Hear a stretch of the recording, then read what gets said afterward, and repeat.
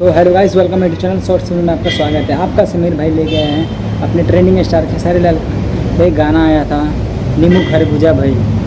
हाँ, उस टाइम में अपने ट्रेंडिंग स्टार खेसारी लाल का सिर्फ एल्बम ही आ रहा था। तो कुछ टाइम के बाद में उनका फिल्म आया और उसके बाद वो बहुत बड़े स्टार बन गए, सिंगर से एक्टर बन गए। उसके बाद में नीमू खरबूजा के बाद में वो शादी विवाह में ऐसे छोटे छोटे पार्टी में गाने तो बजते रहते थे। उसके बाद में वो गाना रील्स पे ट्रेंडिंग हुआ और उसके बाद में नीमू खरबूजा 2 आया और 2023 में दिसंबर महीने में आया था और उस गाना बहुत ज़्यादा ट्रेंडिंग किया, बहुत अच्छा उसका कलेक्शन हुआ। उसके बाद में आप लोग अपना राय दीजिए, क्या नीमू खरबूजा 3 भी आना चाहिए? कमेंट में अपना राय डालिए और अपना राय बताइए, क्या नीमू खरबूजा 3 आएगा? अगर आएगा तो लिरिक्स और म्यूज़िक वही मिलना चाहिए, तभी मज़ा आएगा गाने में।